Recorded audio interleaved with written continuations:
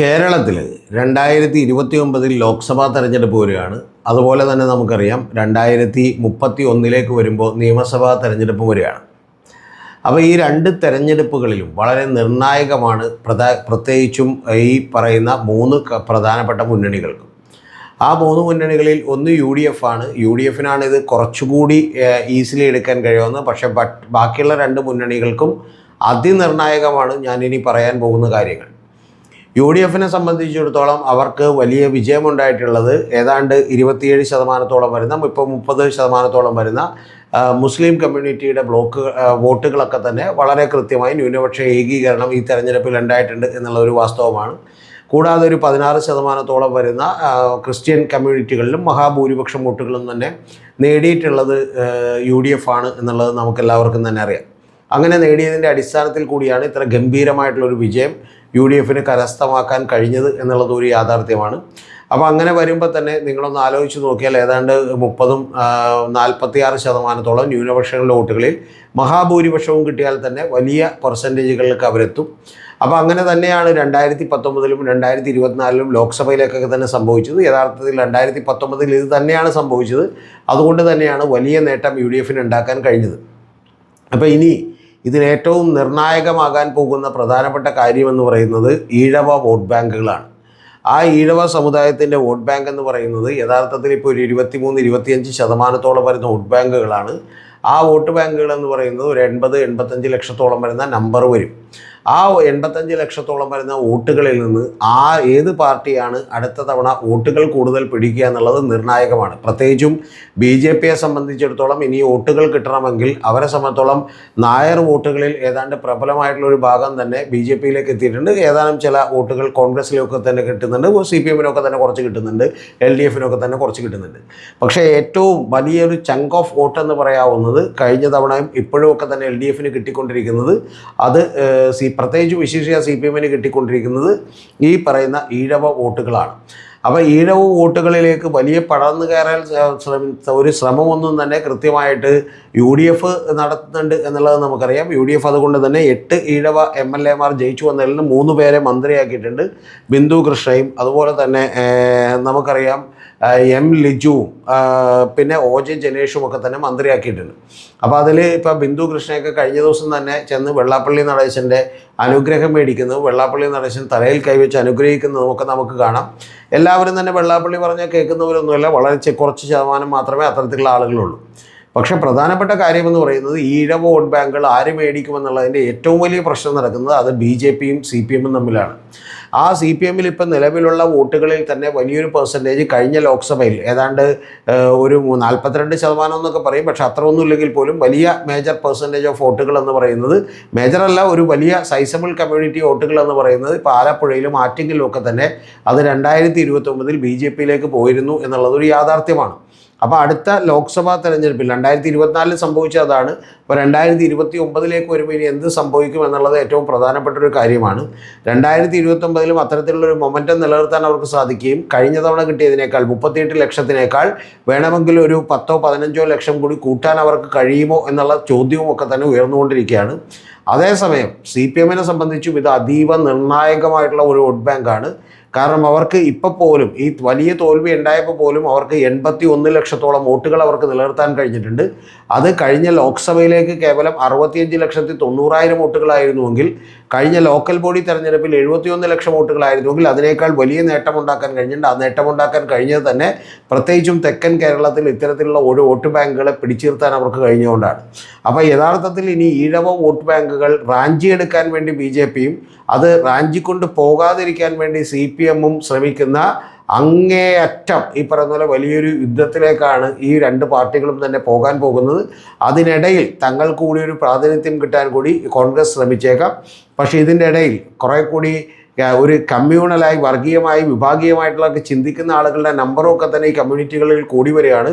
അങ്ങനെ കൂടിക്കൊണ്ടിരിക്കുന്നത് കൊണ്ട് തന്നെ BJP നേട്ടമുണ്ടാക്കാൻ വേണ്ടി ശ്രമിക്കും. പ്രത്യേകിച്ചും വെള്ളാപ്പള്ളി നടേശനും അതുപോലെ സുകുമാരൻ നായരും ഒക്കെ തന്നെ ഈ UDF ഗവൺമെൻറ്റിനോട് ഇടഞ്ഞു നിൽക്കുകയും വലിയ വിമർശനങ്ങൾ ഇനിയുള്ള സമയങ്ങളിൽ ഉണ്ടാകാനുള്ള 2028 ഉണ്ടാകാനുള്ള സാധ്യതകളൊക്കെ ഉണ്ട്. അത് മുസ്ലിം ലീഗിനെ പോലെയുള്ള ആളുകൾ അല്ലെങ്കിൽ അത്തരത്തിലുള്ള ആളുകൾ കൂടുതൽ അവരുടെ സമുദായത്തിന് വേണ്ടി വലിയ കാര്യങ്ങൾ, അനർഹമായിട്ടുള്ള കാര്യങ്ങൾ മേടിക്കുകയാണ് എന്ന് പറയുന്ന ആരോപണം ശരിയാണെങ്കിലും ശരിയല്ലെങ്കിലും ഇനി വളരെയധികം ഉയർന്നു വരികയും KM ഷാജി പോലെയുള്ള ആളുകൾ ഞങ്ങൾ കഴിഞ്ഞ 10 കൊല്ലം കിട്ടാതിരുന്ന കാര്യങ്ങളൊക്കെ തന്നെ ഞങ്ങൾ ഈ 5 കൊല്ലം കൊണ്ട് മേടിച്ചെടുക്കുമെന്ന് പറയുന്ന വാചകങ്ങളൊക്കെ തന്നെ വലിയ തോതിൽ പ്രശ്നമുണ്ടാക്കിയിട്ടുണ്ട്. കൂടാതെ ഈ VD സതീശനെയും അതുപോലെ തന്നെ ഈ ഗവൺമെൻറ്റിനെയും ഒക്കെ ഒരു അതിരുകളില്ലാതെ മീഡിയ വൺ സപ്പോർട്ട് ചെയ്യുന്നതുമൊക്കെ തന്നെ മറ്റ് കമ്മ്യൂണിറ്റികളിൽ വലിയ സംശയമുണ്ടാക്കും എന്നുള്ള കാര്യവുമൊക്കെ തന്നെ യാഥാർത്ഥ്യമാണ്. യഥാർത്ഥത്തിൽ അത്തരത്തിലുള്ള ശക്തികളുടെയൊക്കെ വലിയ പ്രചരണം കൂടിയാൽ അത് CPMന് കൂടി ദോഷമാണ്. കാരണം CPMൽ നിന്ന് വോട്ടുകൾ ഒഴുകി BJPയിലേക്ക് എത്താനുള്ളൊരു സാഹചര്യം കൂടി ഒരുക്കും. അത്തരത്തിൽ ഈ പറയുന്ന ഒരു കേരളത്തിൻ്റെ ഏതാണ്ട് 4/1 വരുന്ന കേരളത്തിൻ്റെ ജനസംഖ്യയുടെ 4/1 വരുന്ന ഈ ഈഴവ വോട്ട് ബാങ്കുകൾ ആയിരിക്കും വലിയ തോതിൽ വിധി നിർണ്ണയിക്കാൻ പോകുന്നത്. BJP വളരണോ അതോ CPM വളരണോ എന്നുള്ളതിൽ വിധി നിർണ്ണയിക്കാൻ പോകുന്നത് എന്നുള്ളത് ഏറ്റവും പ്രധാനപ്പെട്ട കാര്യമാണ്. അതുകൊണ്ട് തന്നെ അതിൻ്റെ പുറത്തുള്ള തന്ത്രങ്ങളായിരിക്കും ഇനി രാഷ്ട്രീയ പാർട്ടികൾ മെനയുന്നത്.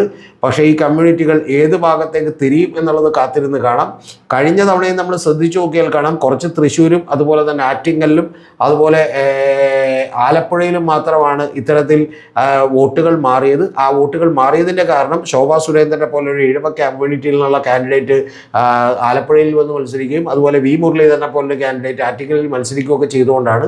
അപ്പോൾ അത്തരത്തിലുള്ള ഒരു വ്യത്യാസം എത്രത്തോളം ഈ കമ്മ്യൂണിറ്റിയിൽ നിന്നുണ്ടാവും, അല്ലെങ്കിൽ അടുത്ത ലോക്സഭയിലുണ്ടെങ്കിൽ പോലും അടുത്ത നിയമസഭയിലേക്ക് എത്രത്തോളം അത് പിടിച്ചേൽക്കാൻ പറ്റും എന്നൊക്കെ ഉള്ളത് വലിയ വലിയ പ്രധാനപ്പെട്ട ഒരു ചോദ്യമാണ്. അത്തരത്തിലുള്ളൊരു ഫൈറ്റാണ്, അത്തരത്തിലുള്ളൊരു വലിയ ഫൈറ്റാണ് ഇനി മുതൽ കേരളത്തിൽ നടക്കാനിരിക്കുന്നത്.